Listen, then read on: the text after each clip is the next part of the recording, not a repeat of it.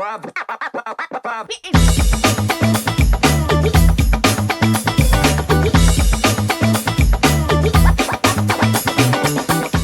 Hi, and welcome to In the Cann with Carmella Cann. I'm Carmella Cann, before I hit the makeup chair. No, I'm not. But don't worry, Carmella is here. I'm actually Nick Foligno, one of Carmella's producers, and today we're bringing you, behind the podcast, Carmella Cann, Uncensored. So what that means is we're asking Carmella questions today. With me, I have Jeremiah, Carmella's first guest. Hi, Jeremiah, how are you today? Hi, I'm doing great. How are you?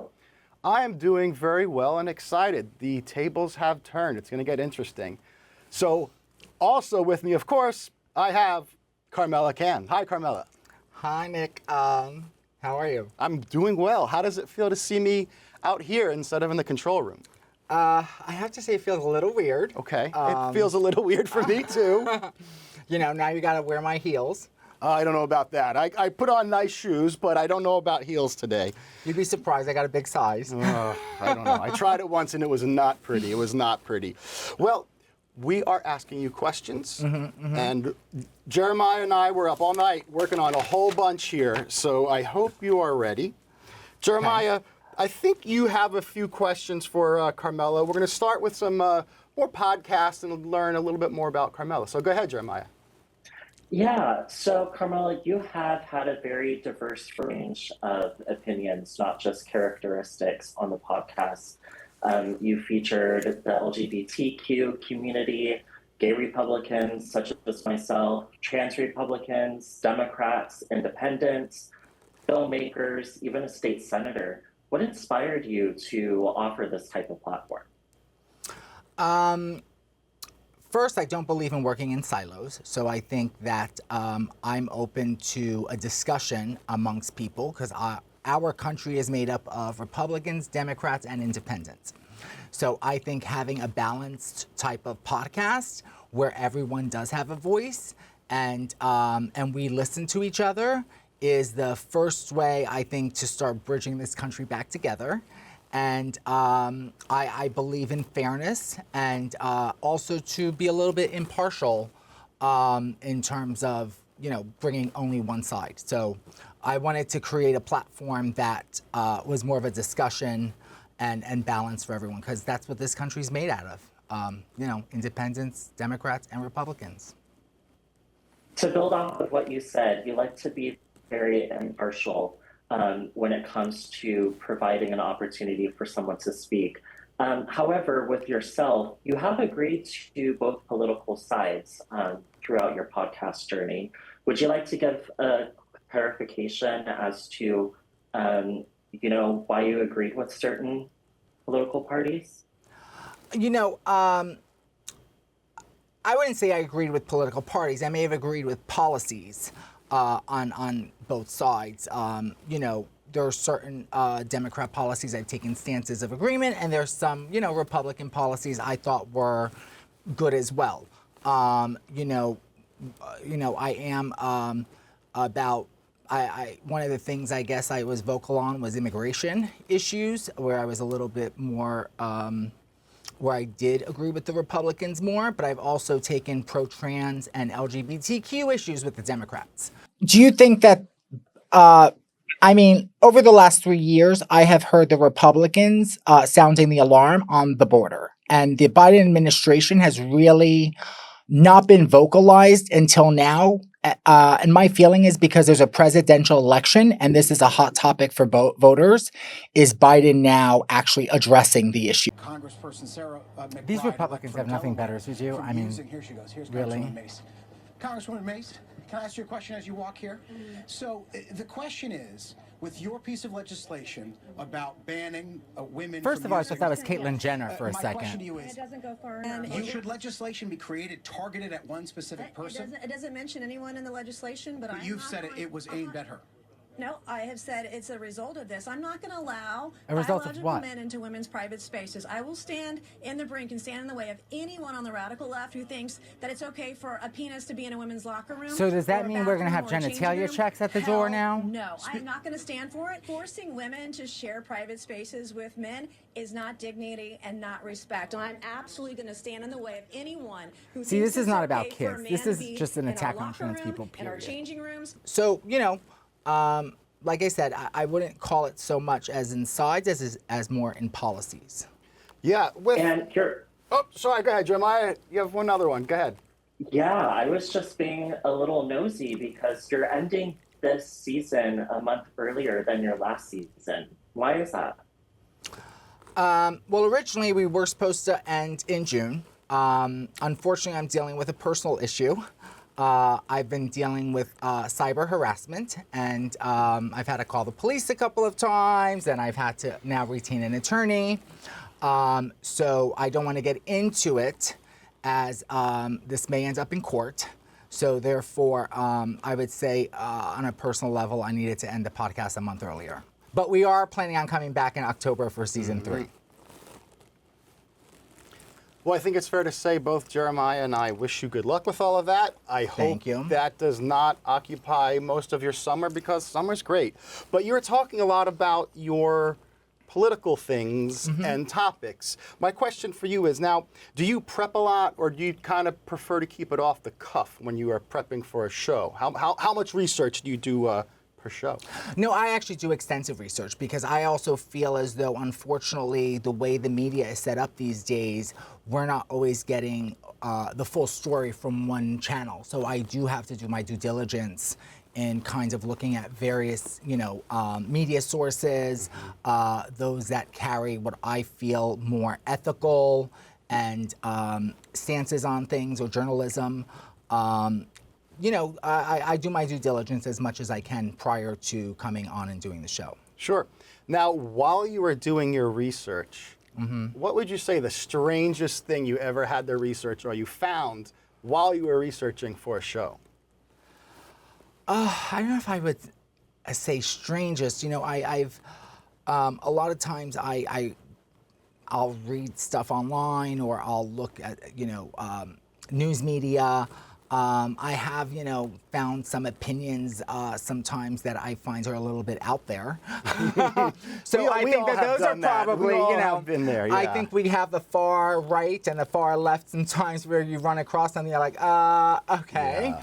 So, I'm more of a centrist, I would say. I'm an old school liberal. So, I'm not super too, I don't like extremes. Sure.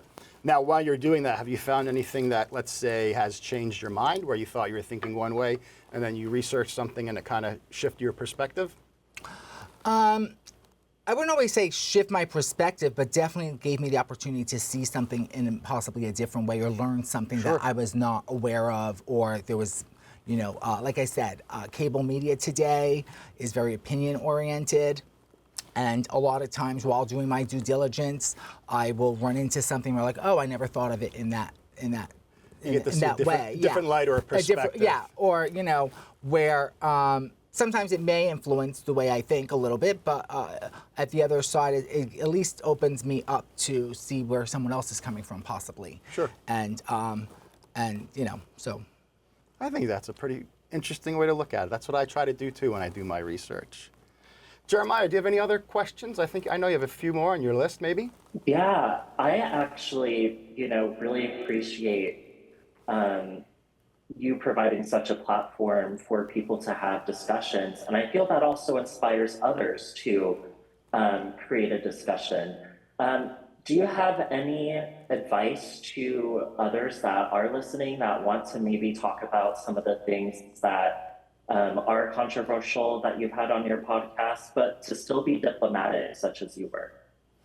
Yeah, I think, I try to listen to everyone and give everyone a voice. There's one of the things I try to do is to foster different ideas and different opinions. Like I said, the country's not made up of one party. And, people, as Americans, various people have various concerns about various things. We can take, the middle class may have different concerns than, the rich or the poor.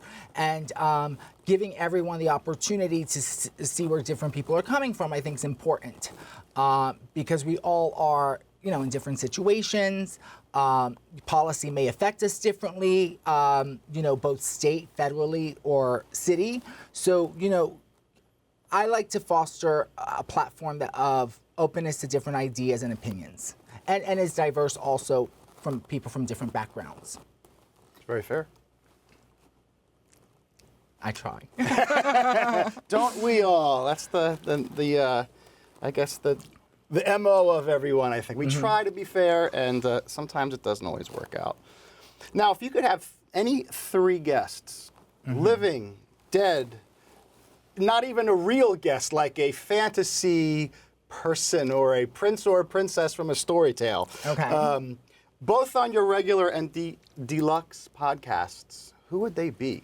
So 3 guests on my regular and 3 guests on my pod, or 3 overall? Yeah, however if you can come up with 6 in total, hey, that's great. I think I would want to follow the lead of Bill Maher. I think I would love to have Trump on the podcast. Okay. I think that would be an interesting conversation. So I think, he's someone. I'm a big fan of Bill Maher and Joe Rogan, so I would say, either one of them would also be, someone I would love to interview. On a fun level, I love Joan Rivers. If I had to just bring someone back from the dead, or I love Madonna. And so, those are like my more fun people if I had my wish, so to speak. Yeah, that's a pretty good list. I like that. Now, if you could be a guest on anyone else's podcast, who would that be? And you can name a few if you'd like, but... I really like Joe Rogan's format of like 3 hours. I've never done a podcast where I've had to sit for a 3-hour discussion. I don't know if we could handle that. We would need a lot of coffee and snacks. Exactly.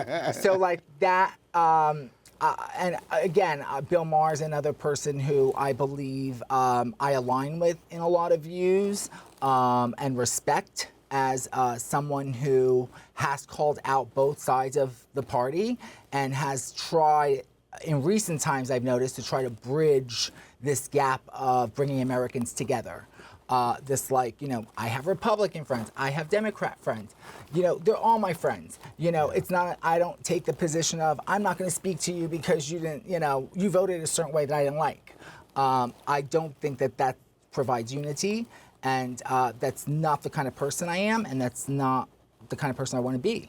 Yeah. Because half of this country, I have, coworkers and family members and neighbors who have different ideas than me and different opinions, and I'm just, I'm not going to treat them any differently for that reason. Again, going back to like that fair kind of thing, which is respectful and I appreciate.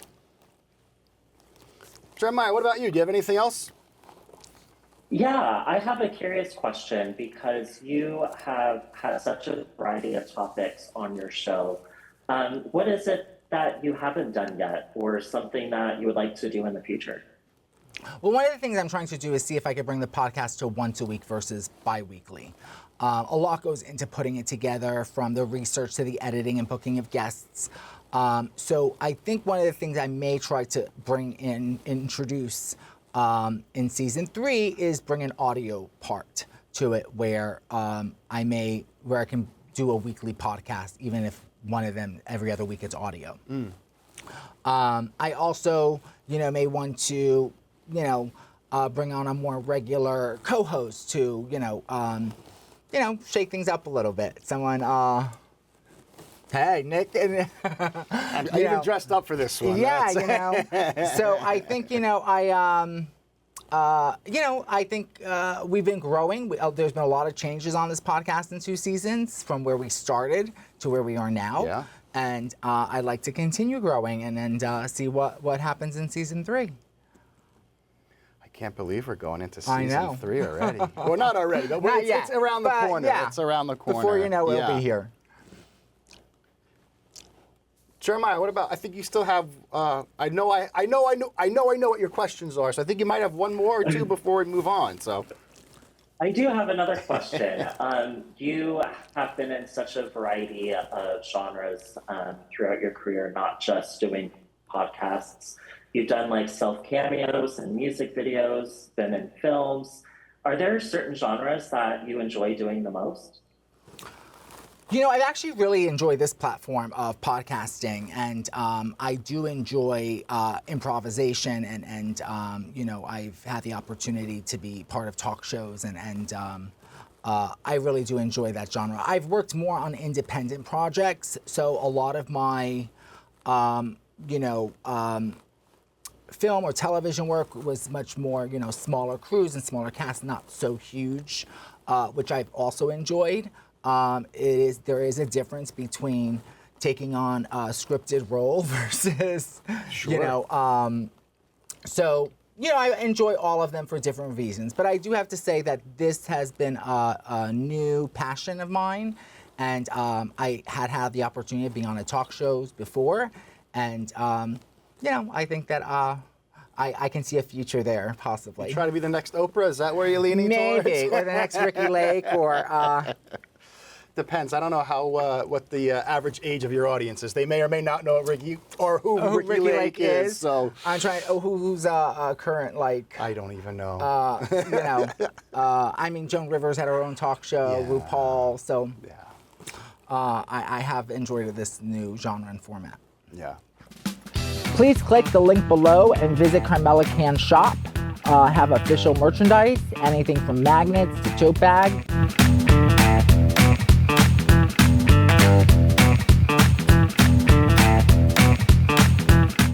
And they're perfect for either holiday gifts or birthday gifts. And you could get your official Carmella Cann merchandise on the link below. Jeremiah, do you have anything else for us? Yeah, you know, we talked a little bit before about such a unique platform that you're doing. I'm sure a lot of viewers are inspired about what you're doing and maybe want to build off of, you know, something similar. What advice do you have for people that want to go and, you know, try to give others a voice, even if it's in their personal life, social media? What advice do you have for them? You know, I try to take an active listening type of approach. I think that we should listen to each other. I mean, I'm trying to understand the question a little bit more. Are you trying to, in terms of, are you talking politically, in terms of people with different opinions, or? I just mean in general, because I feel like a lot of conversation does tend to be so politically driven. At the very beginning of some of your questioning, you said you have a balanced, you know, view of how things are done. Do you have advice on ways that people could maybe approach conversation, like how you've been hosting the podcast, towards, you know, polite conversation? Yeah, I think building on at least listening to other people. You don't have to agree with them. There have been many times I've had guests here who I don't agree with. And, you know, I have no problem saying that I don't agree with you. But, you know, starting to create a conversation, like any, you know, relationship you have in general, where, you know, I have friends. Sometimes I may agree with my friends, I may not, you know.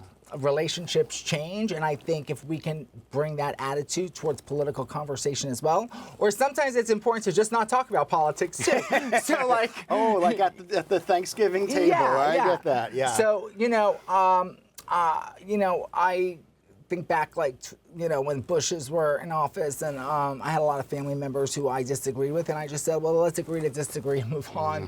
Who's cutting the turkey? So, like, you know, we were able to do that. I find that people are having a harder time doing that today, just being able to move on. And, like, you know, but I do think that if we are going to come together as Americans, that's important. And to acknowledge that, you know, this country is made up of, you know, independents, Republicans, and Democrats. And, you know, and if you took politics out of it, you probably would enjoy someone's company. But because you're putting the politics at the forefront, well, I think it depends who brings it up. That's yes, true. You have to know when to bite your tongue. And I have met various people who are very passionate about their politics, and I recognize that. I have my own passions, but I also try to check myself a little bit at the door too. Yeah. And and not be so driven that I allow that to infringe on my relationships. Sure. Well, before we kind of move on to some of the more uncensored stuff, you have two different show formats. You have your regular and you have your deluxe. Will you explain, or why did you choose two different formats, if you will? Well, the first one I started was very politically driven, which is my In the Cann with Carmella Cann. You know, I've always been passionate about politics, so I decided to do a podcast of a topic that I'm passionate about. I recognize not everyone's into politics, so there are some people that don't like to watch the news. There are some people who, you know, politics can get too much sometimes where they need a little bit of entertainment to focus off of. And also, I don't just want to discuss politics all the time too, because I consider myself a multi-dimensional person where politics is always, you know, that can get. So I did want to offer another platform where things were more fun.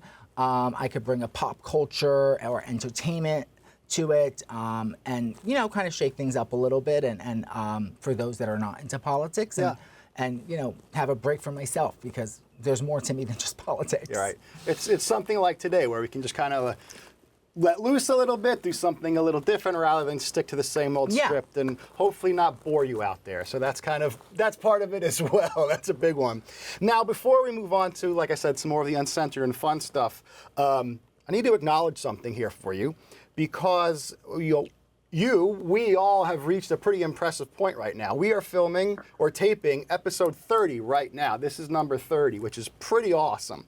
Now, in researching podcasts a little bit, I've learned that most podcast shows, people, hosts, they don't get past the second or third episodes. Like they run out of gas. And we are a little bit beyond that.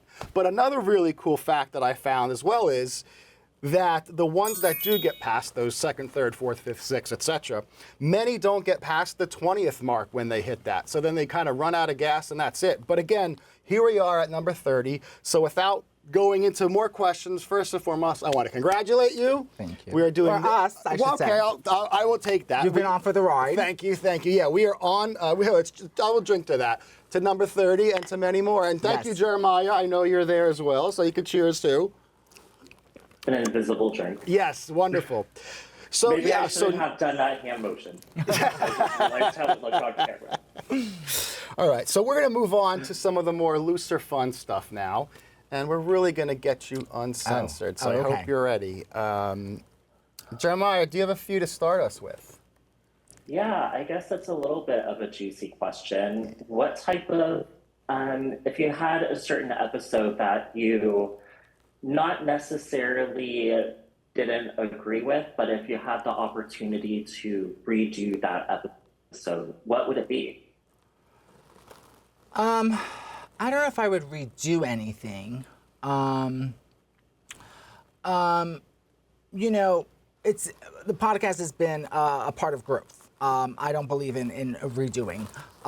Have there been episodes that I've latched on that I've been more passionate about the topic? Yes. Or, you know, I think of, you know, I did an episode last season in the first season where we talked about the erasure of trans people and all the LGBTQ bills that were brought. And, you know, I was very passionate about that topic. I wish I had gotten more views. Many red states have been trying to pass bills preventing, you know, transgender youth from seeking gender-affirming care, specifically puberty blockers and hormone treatment. Leslie, what are your thoughts on that? Well, I'm going to have to be very honest that I've been transitioning for 27 years, and the Harry Benjamin standards of care, which I think has been ignored for the last 10 or 20 years, they would never think of letting anybody under 18 use hormone therapy. Okay, and, my feeling here is, please let me finish. I believe that there needs to be more study on the whole youth transitioning system before we can make any kind of laws. I think there needs to be more research. Okay, and Josie, I mean, it's interesting something Leslie brought up, which is the gender affirming models have possibly changed in the last 10 or 20 years. What are your thoughts on the banning of specifically puberty blockers and hormonal treatment for trans youth? Josie? I do not think anything, especially when it comes to personal decisions between a doctor and a parent and their child, I don't believe government should be stepping into that whatsoever. I do support bringing back the Harry Benjamin rules for everybody of all ages. I remember when I began transitioning, I was not even given my first hormone pill until I'd done like 6 months of therapy and jumped through all these hoops and hurdles. And I think that it should be a standard for everybody. That's a standard that got thrown out, and now you have like a whole lot of discombobulation in the trans community, and we need to bring those back, including for the children. I do believe children should be allowed to transition if that's who they are and that's what's in their heart.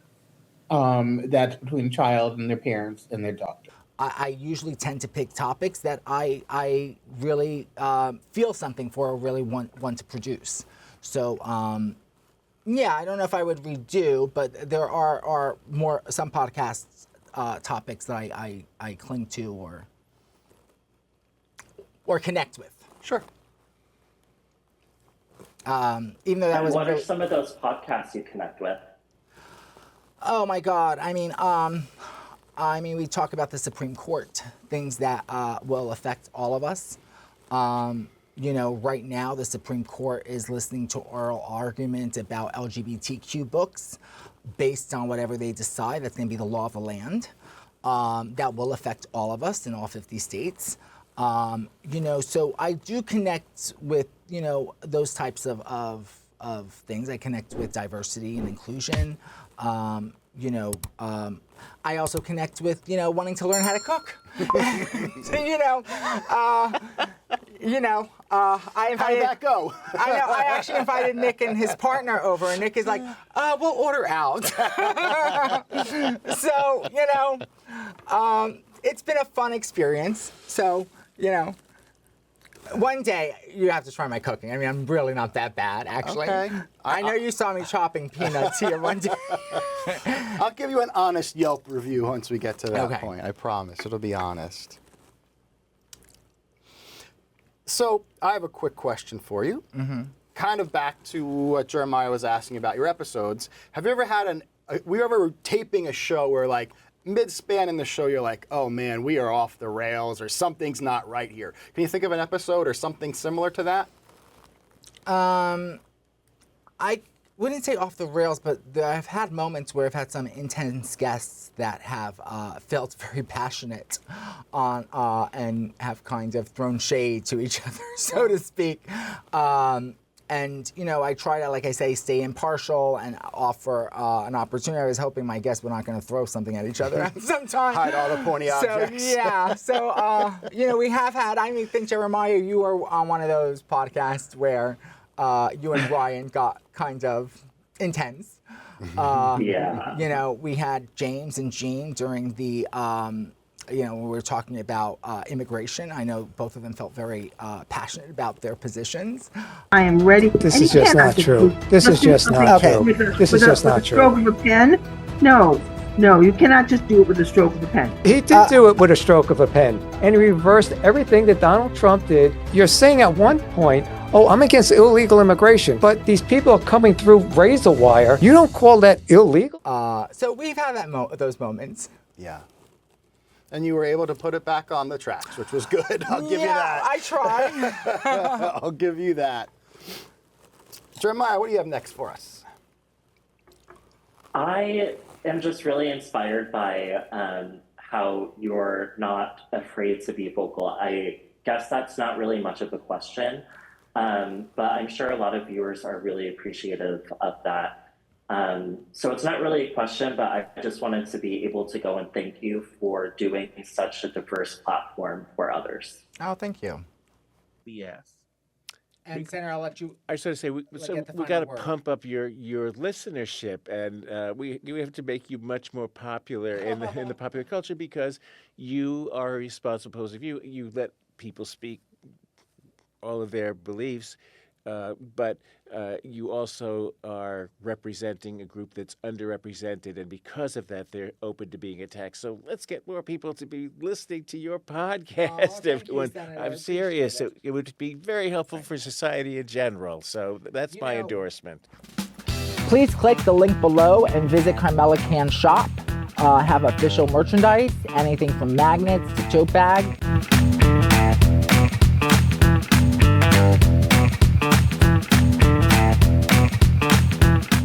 And they're perfect for either holiday gifts or birthday gifts. And you could get your official Carmella Cann merchandise on the link below.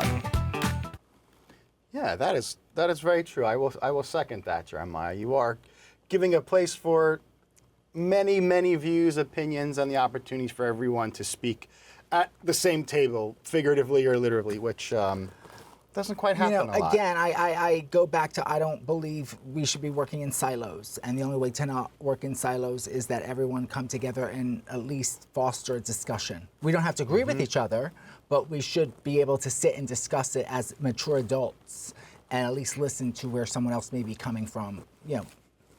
Like I said, we don't have to agree with them. Yeah. There are many people I've had who I have not agreed with.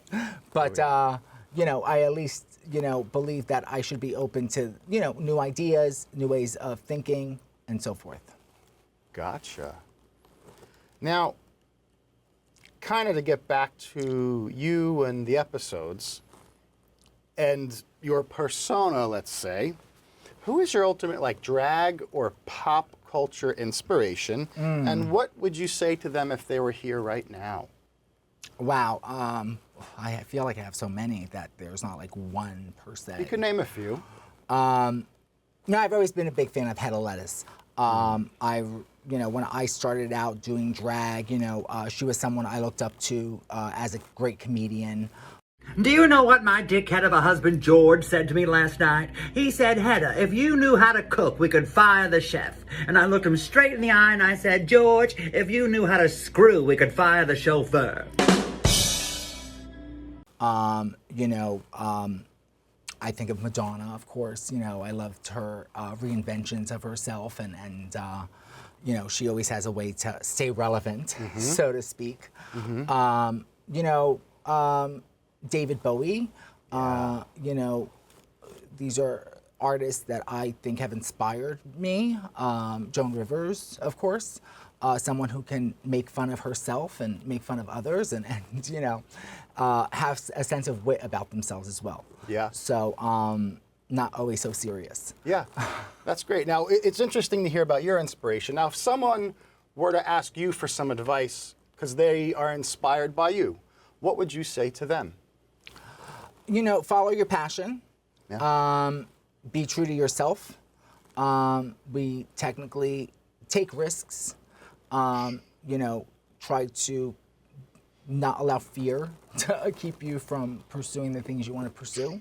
Yeah. I think that those are some things I've followed in my own personal journey.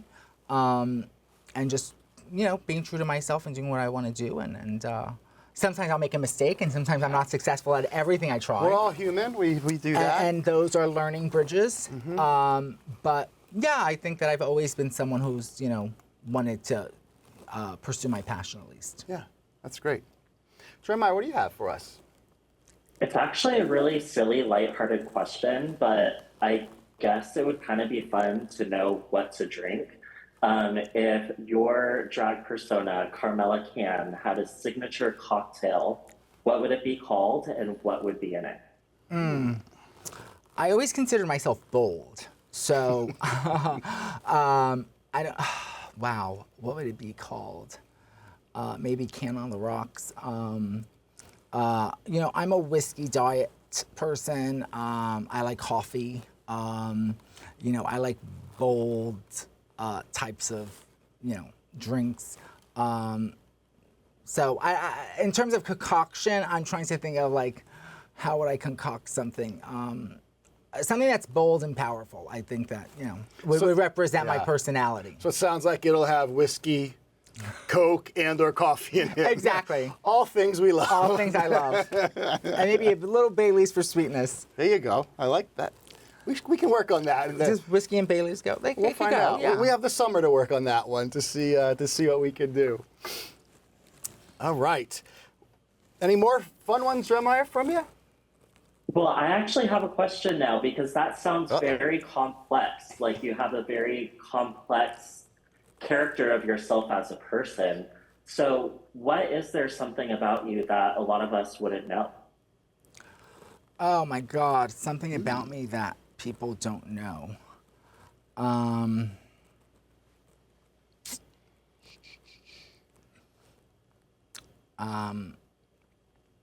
I have a collection of Jonathan Adler stuff.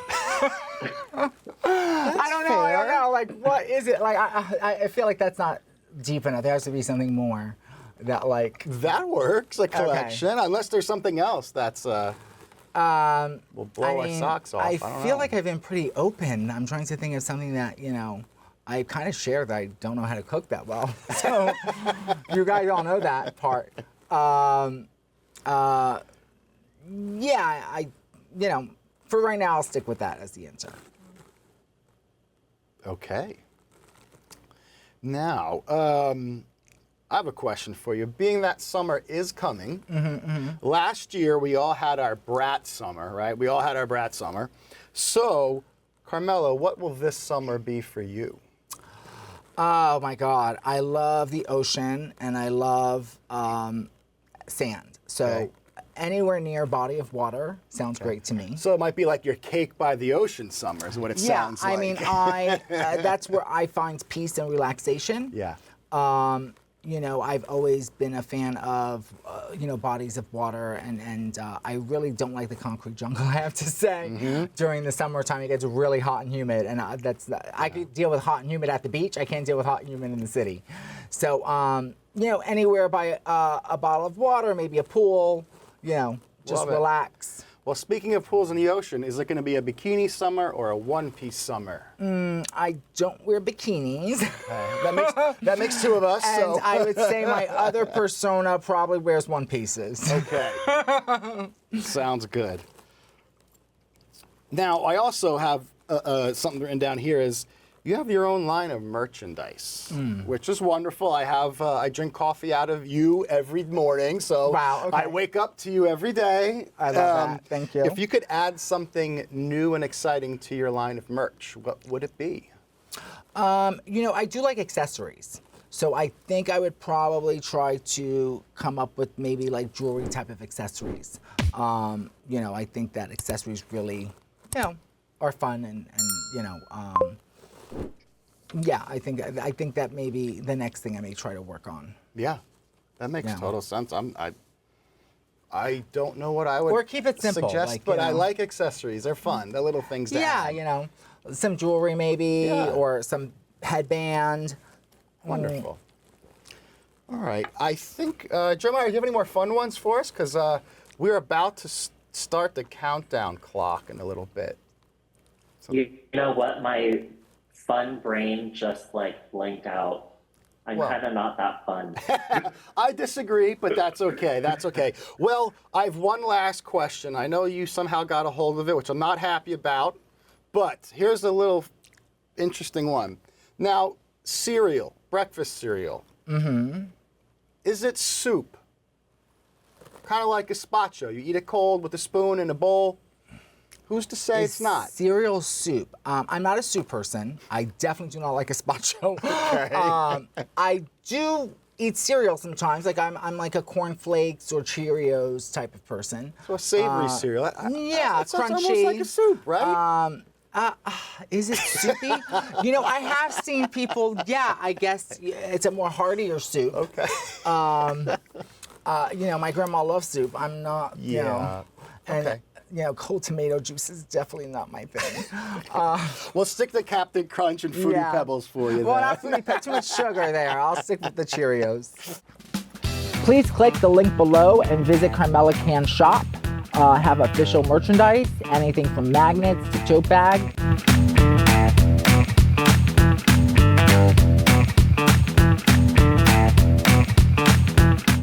and they're perfect for either holiday gifts or birthday gifts. And you could get your official Carmella Cann merchandise on the link below. All right, so lastly, I have some rapid fire lightning round questions for you. We can cue the sound effects in post at some point. Okay. Lightning, scary, all right? I'm nervous So these are fast answers. Don't really think about them. Just let them fly out of your mouth. Are you ready? Yeah. All right, here we go. Glitter or rhinestones? Glitter. All right. Night owl or early bird? Early bird. Okay. With that, brunch or the after party? Brunch. All right. If you had a drag daughter, what would her name be? Noxzema. Okay, gotta compose. First thing you do when you wake up? Have a cigarette. Okay. Cats, dogs, or daddies? Dogs. What if it's a sugar daddy? I'm an independent person. Good answer. Last thing you ordered on Amazon? What was the last thing I ordered on Amazon? I think it's some kind of an accessory. Okay, I like accessories. All right, who would you say your celebrity twin is? A celebrity twin. Oh shoot. I don't know. All right, next. Pamela Anderson. Oh yeah. Wow. Okay. Can you whistle? No. All right. Who is the most iconic drag queen of all times? Divine. Okay. Spicy or nicey? How do you like it? I'm a little bit of both. All right. Favorite curse word? Fuck. Yeah. And lastly, one word to describe Carmella Cann. Risk taker. I love it. Well, that was the lightning round. I do have one last question for you before I give back the show to you, because it rightly is yours. It's not my name in the title. So before I do end, if you had one message to give to the LGBTQ youth of today, what would it be? You know, I wish I had what they had in some ways, because some of the things were not available to me. You know, be proud of who you are. Build community. You know, don't ever let anyone, you know, make you feel like you don't belong. Right. You know, I've had the opportunity to have great relationships and a sense of self. And, you know, it's a journey.